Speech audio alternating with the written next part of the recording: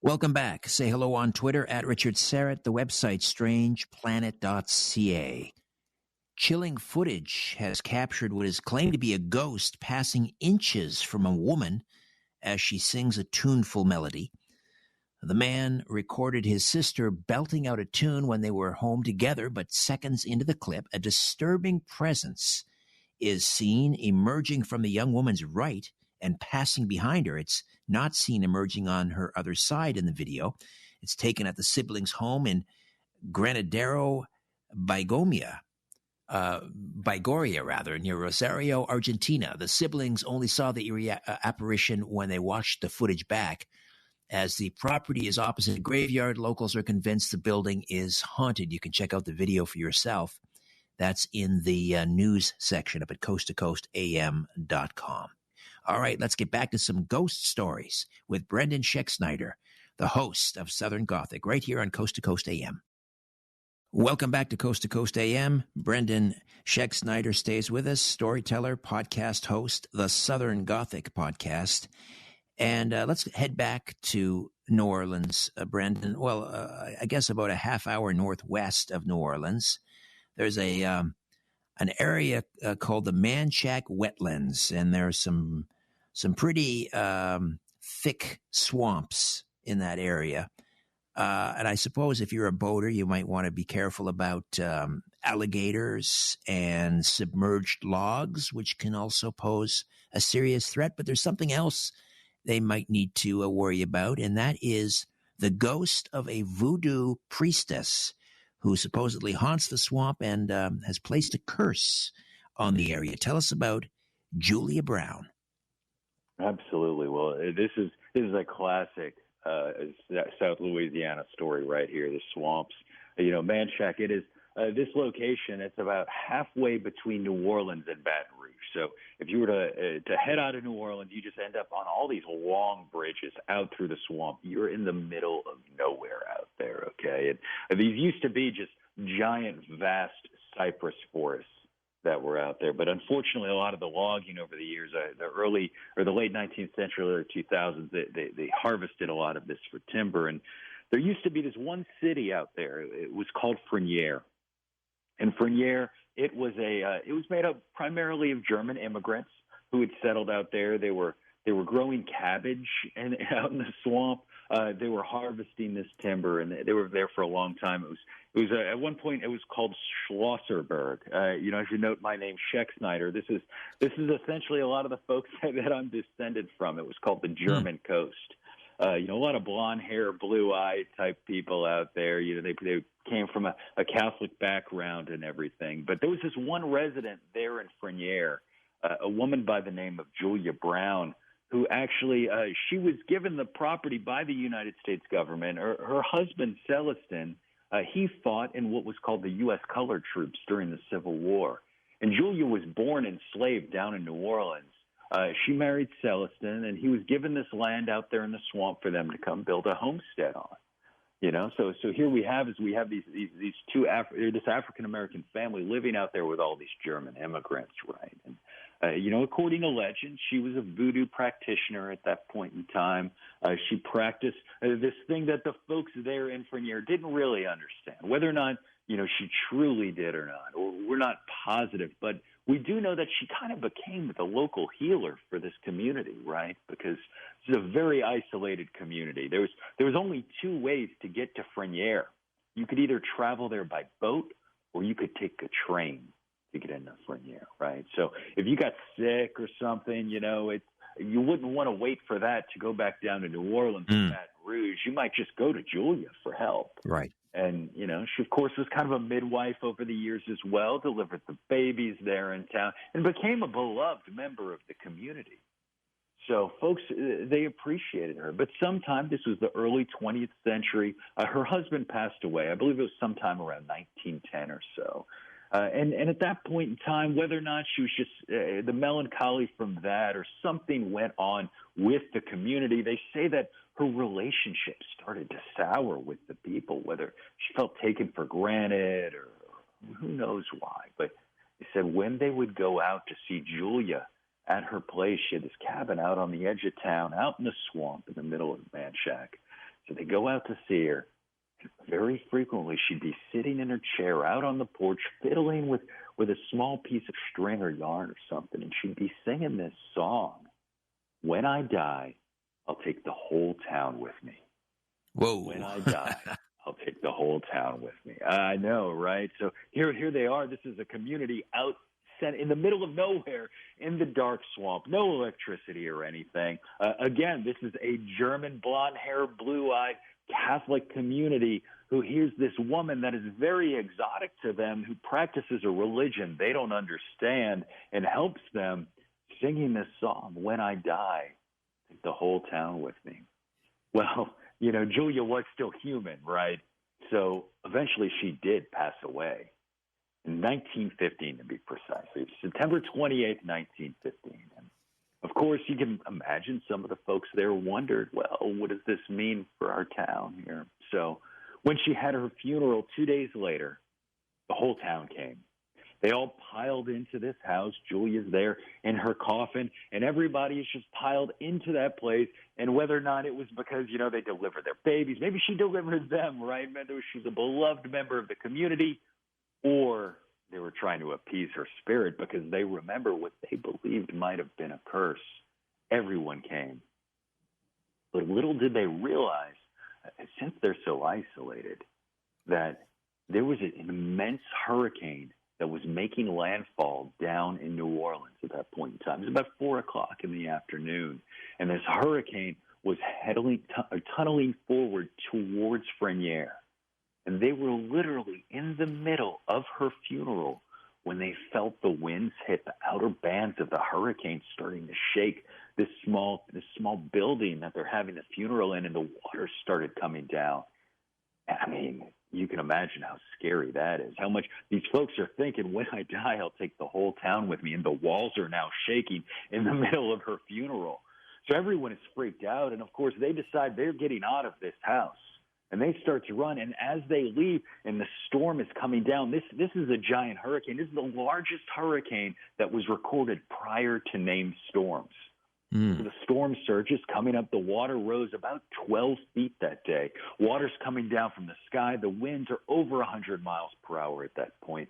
People are scampering all over, trying to figure out what to do. 25 people, they ran and they got on the train. As the train was coming in, the engineer tried to get them out of town. He could only get about a mile up the road before the water was too high. People were running, getting in boats, trying to get wherever they could.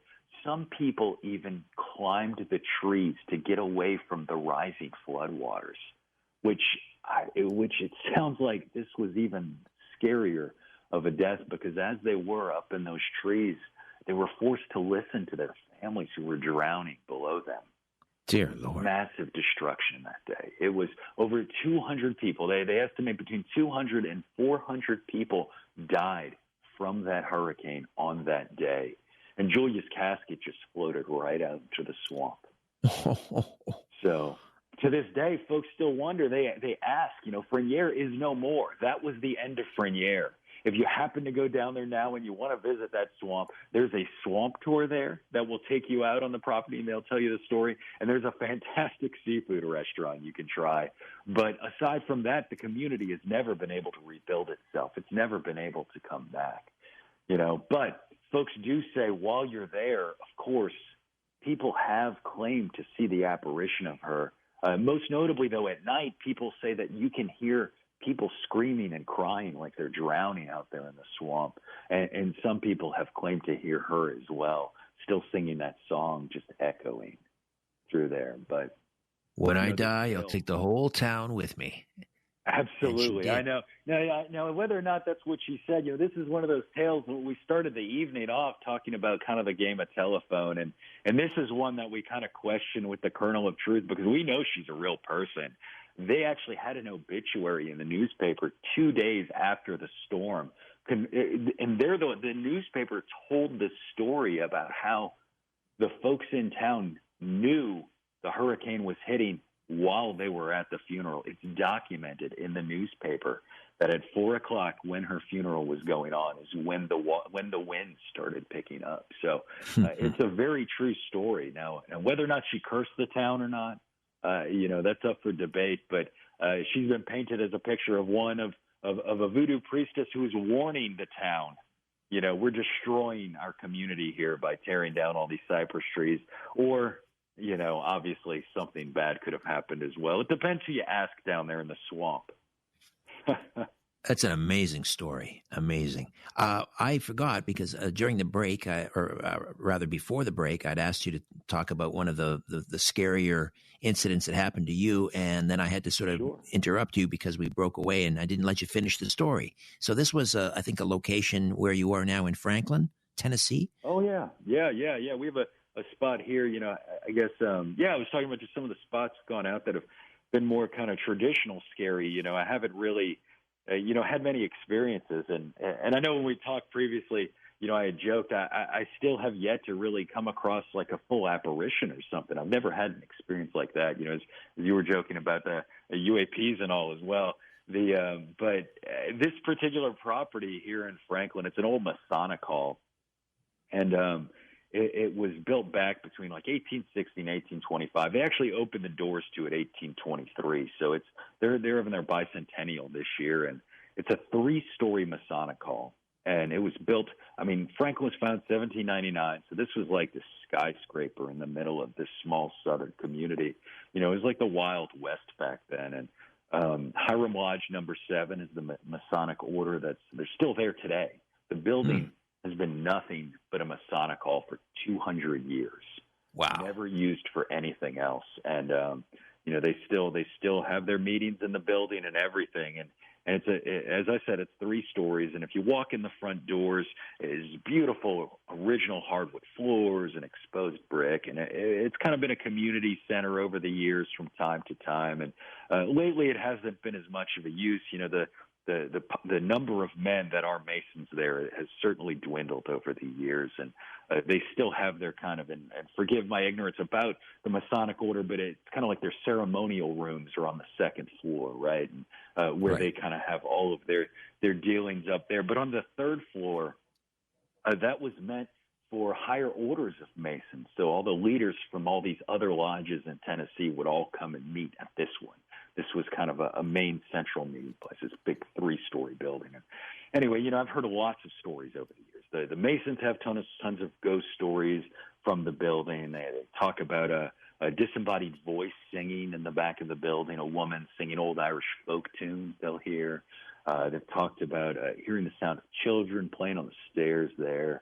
I've had a friend who is a preservationist who's gone and worked in the building, gone to the attics and the basement and all. It's part of her job is to help save buildings and go in buildings. She's got a ton of stories. And she always warned us even. She said that from time to time when you're on the 2nd floor, you might all of a sudden come across this just vicious stench will just come up out of nowhere that smells like sweat and blood.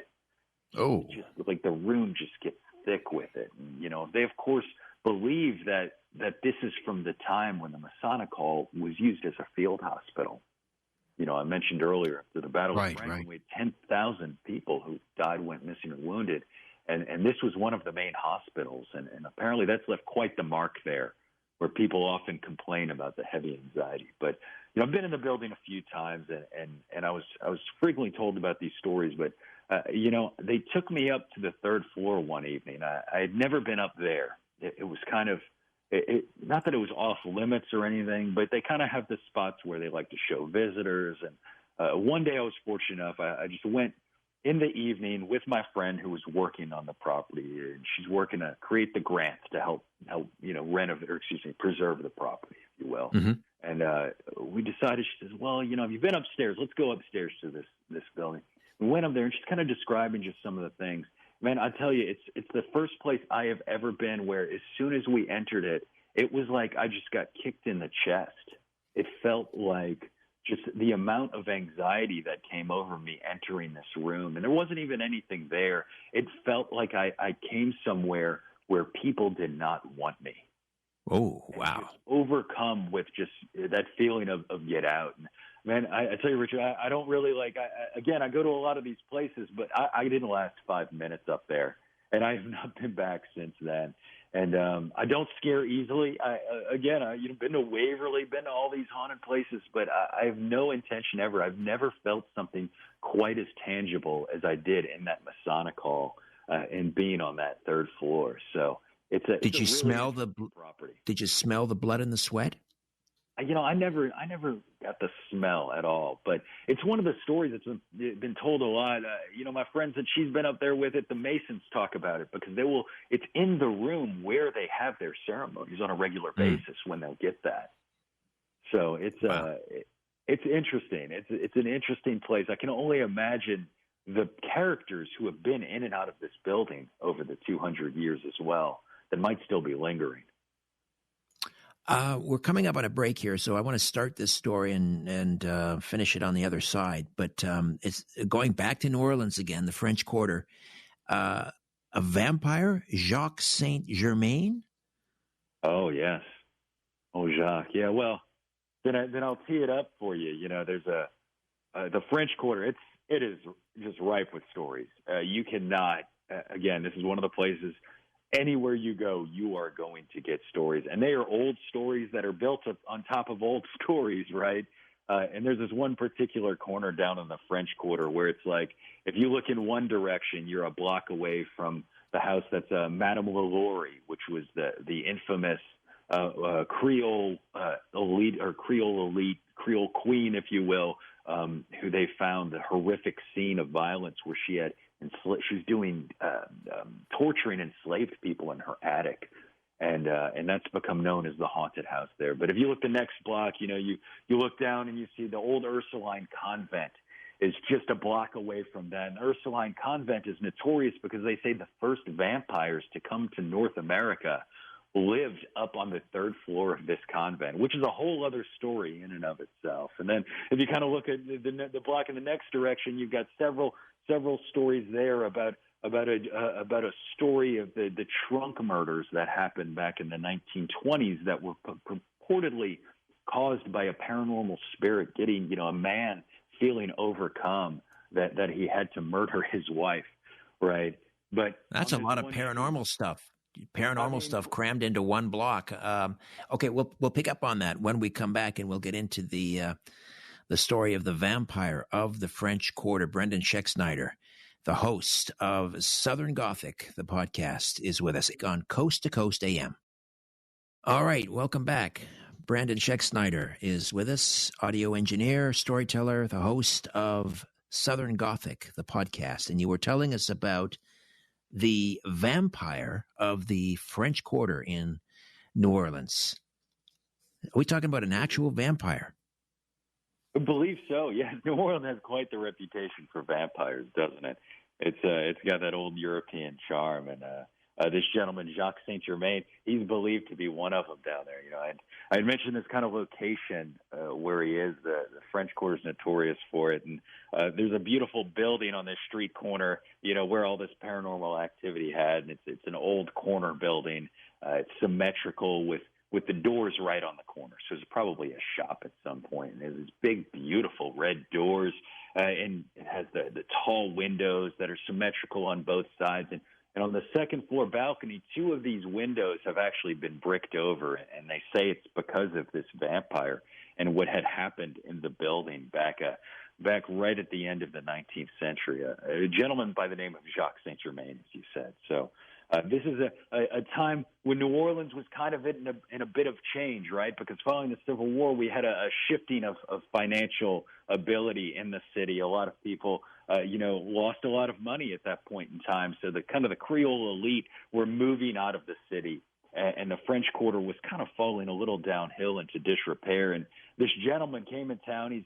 He came from France, came to New Orleans from France, and he just exuded charm. He's kind of that classic vampire that has just all the looks, all the wealth, handsome. He's middle-aged.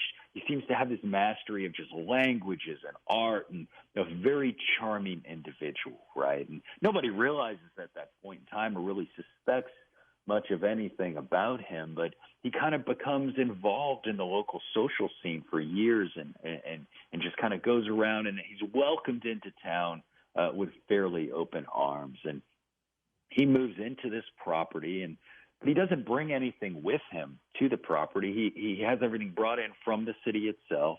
He just has this one portrait on the wall of a gentleman by the name of Comte Saint Germain, which some of y'all might be familiar with. He's an old, I believe it was a 17th century. He was a friend of Louis the 15th. The Comte was, right, a friend and servant who's well known. And Jacques Saint Germain believed that, or told everyone that he was a descendant of this individual that had been part of the court. And so Jacques Saint Germain, he would have these giant parties, well known through town, invite everyone in, and everybody wanted to be friends with him because he's this charming European man that seemed affluent, had all this money, all of this, and people would come to the parties, and they would last all night, all into the morning and everything. But everybody started to note throughout the parties that, of course, Jacques Saint Germain didn't partake in any of the food or the booze while they were there. And nobody really nobody worried too much. They started to kind of joke about it. There's a little bit of mystery, as to why he would do this or not. But he was just a charming individual that just had these stories and just had this ability to just make people love him, that the reputation just kind of got away. But eventually, one night, this all comes to an end.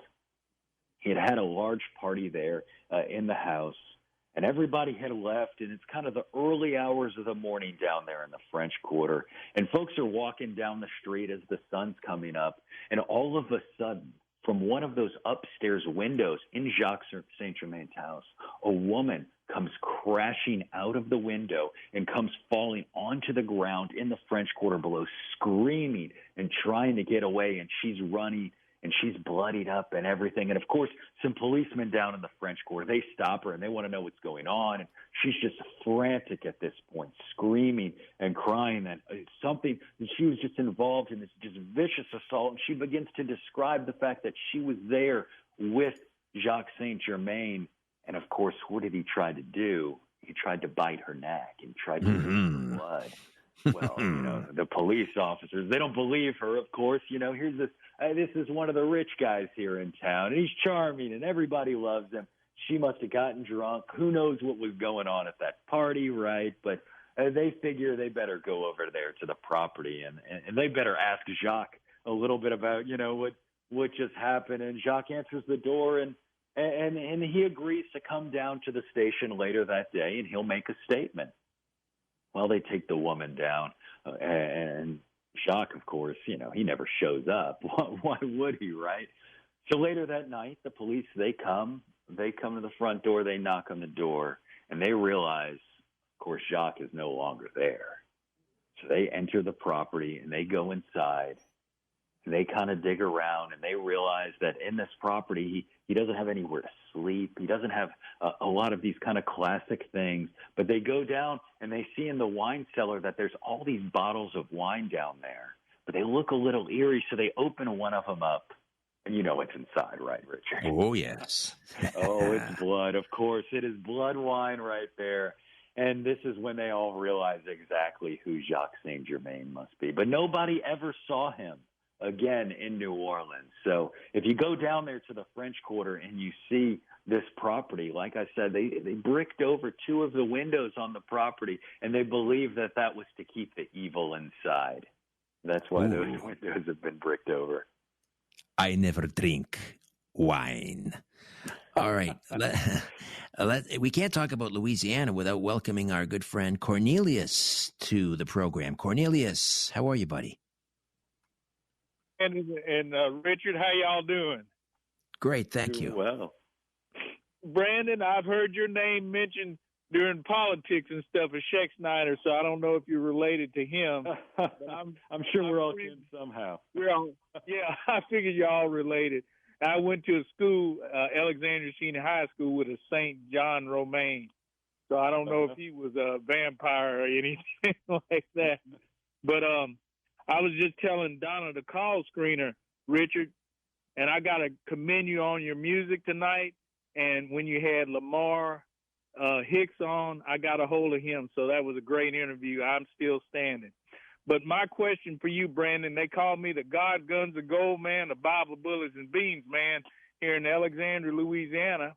If you go to YouTube, type in Cornelius Lawson White, you'll see at our Alexandria City Council meeting that we had here August the 8th, 2023, while I'm speaking, you'll hear like a demon-like voice that's trying to speak over me. So it's strange that we have some type of demon or a ghost inside our city council meeting and stuff. And I don't know if you've ever been to the Kent Plantation here in Alexandria, Louisiana. It's supposed to have some ghosts or hauntings or demons or something like that in there. So we welcome you to Alexandria, Louisiana from Franklin, Tennessee. So God bless you, Richard, and God bless Coast to Coast. Thank you, Cornelius. I'm going to check out that YouTube video. I want to hear these. Well, do I want to hear these demon voices? I don't know. I'm kind of torn. Maybe I don't. The plantation that he mentioned, Brandon, have you been there in Alexandria?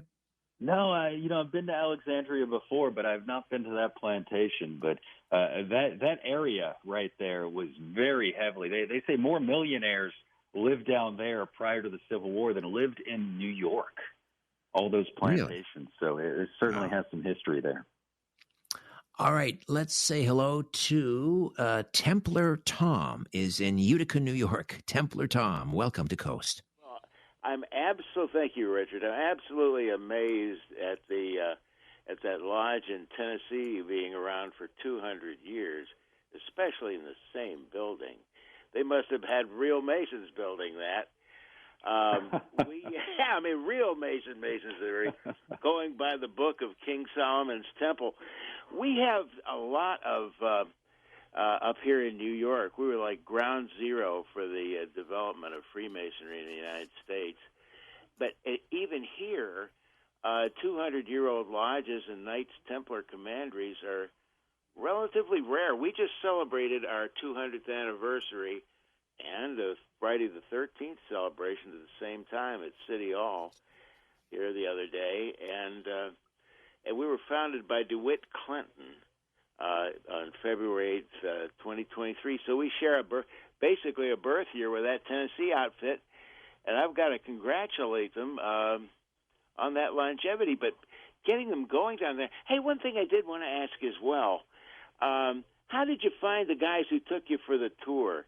They were just regular guys, right? You didn't find them any. Did you find them regular guys, or did you find them odd, or anything like that? I mean, with that blood and sweat and. No, it was regular folks down there. It's people who are just, as you know, this is just folks in the community here that are Masons there. It's just regular guys. I know a couple just from being around town. The person who actually brought me in, she's a preservationist here. So she is actually working with the lodge. You talk about the longevity. It is currently, the building itself is in danger of needing so many repairs. So, it's currently in a flux state of them trying to figure out how to do a lot of projects to make sure that building is around longer. So I actually had the preservationist, the one that invited me in, because they were trying to drum up a little bit of publicity so more folks would come and help us save the building so we can see a few more years out of it. Templar Tom, thank you for the call. We just have time, I think, for one more story. And I know this was the subject of a recent Gothic, Southern Gothic podcast, The Tragic End of the Steamboat Sultana. Can you tell us about that? Oh, absolutely. That was a horrific tale right there. This was obviously the South steamboats were quite the rage, right? It was something, it transformed the early South because what happened was a lot of times the Mississippi River and all, you could only go one way on a river when you were traveling. Right, before trains and everything, you only go one way, and when steamboats were developed, all of a sudden, just commerce took off down here, and obviously the Mississippi River and all its tributaries and everything, they were filled up with these steam-powered steamboats, go back and forth, and on this particular steamboat called the Sultana, it was quite dangerous traveling by steamboat, but after the Civil War ended, this steamboat was going on down the river, and of course they're trying to make money. This is a capitalist endeavor, right? They want to make cash, and they get on down there, and they realize that there are some local POWs that have been released to go back up north, right? And so they decide to cut a deal with the captain. There's a quartermaster for the Confederate Army there who's going to let these guys go, and they're going to cut a deal with them to get back up home north. And the captain of the Sultana decides, well, this isn't too bad of an idea. Of course, I'll take your money and bring you home. The U.S. government was going to pay per head, per officer, per enlisted guy. And in the process of doing that, though, he started counting up how much cash he's going to make. And he decided to let essentially 8 times as much capacity as he really was allowed on the steamboat. Exactly. So you already know that disaster's waiting to happen. This was a dangerous way to travel to begin with, right? Because you're talking about coal and fire on a boat to turn that turbine and move it up the river. And just as sure as you can see the issue, we had men were on the deck, sleeping on the deck. It was filled to the brim. There's a famous picture of the Sultana of all these men and the ship literally drooping into the water as it takes off. But these guys have been in a POW camp. They're used to these horrific conditions, and they're just ready to get home. They're not going to turn it down. Well, unfortunately, this tragic accident happens in the middle of the night. The Sultana, as something happens with one of the boilers, it is very likely there was a recent repair that was made, and they probably tried to cut a corner to stay on schedule. The boiler, it goes up in flames. There's a giant explosion on board, and about half the men are killed almost instantly, and the rest of them are left in the cold water in the middle of the night to try and make their way home. So it's a horrific, grisly death, if you can imagine. These are men who finally see the end of the war, end of the Civil War, and they're almost home. And then they're faced with this right here. And, of course, this is one of those stories that if you're down there where that happened, folks say that you can still see that Phantom steamship just floating at night, because after the accident, of course, it's on fire. They lost control of steering the ship and everything, right? And then burning hulk of mass just kind of steered right in to the edge of the banks of the river right there. And people say you can still see that sometimes at night. Did they claim you can hear the voices of the men in the river? I have heard that as well. Those men crying. Yeah. They were grabbing onto whatever debris they could to get away. And purportedly folks were coming down from Memphis and everything trying to save them and help them. But yeah, you're talking over 600 men were in the water screaming for help. So those echoes are absolutely something that follows that Phantom steamship. How do people sign up for the Ghost Tour in Franklin? Absolutely. Yeah. If you guys go to franklinwalkingtours.com, you can come on down. Now, they do tours all year round, but right now in October, 7 nights a week, we have tours. I do the tours on Saturday night through Halloween. I just kind of do some seasonal work with them. So if you want to come down on a Saturday night or on a 7 p.m. or 8:45 p.m. and you use the code Gothic10, you can actually get 10% off. You can come on the tour with me. It's franklinwalkingtours.com. The tour is called the Grim and Ghostly Tour. And if we want to stream the podcast, we go to southerngothicmedia.com, or I guess wherever you find your podcasts, right? Absolutely. Yeah, come visit us on the website, southerngothicmedia.com. We're on YouTube, Apple Podcasts, Spotify, all those places you might listen to your podcast. And what's coming up on the podcast? Sure. Well, we are about to do the 13 nights leading up to Halloween. We're going to do all these short stories every night, come out with a brief little 10-minute episode just to kind of get everybody in the spirit. We call them campfire stories, a lot of small urban legends and all. And then on Halloween, we're going to release an episode from down in Arkansas. Apparently there was a knife fight at the old state capitol that continues to have some echoes and apparitions that still haunt the place. So we'll be covering that. Fantastic. Brandon, great talking to you again. You're a tremendous storyteller. Thank you so much. Thank you for having me, Richard. It's always a blast hanging with you. My pleasure. All right, for George Norrie, George Knapp, Lisa Lyon, Stephanie Smith, Tom Danheiser, Dan Galanti, Michael Cozio, Donna Walker, Chris Burrows, Tim Banal, and Sean Ladouceur. I am Richard Sarrett. Thank you for your ears and your voices, your beautiful voices. Until next time, live from Athens, God willing, so long for now.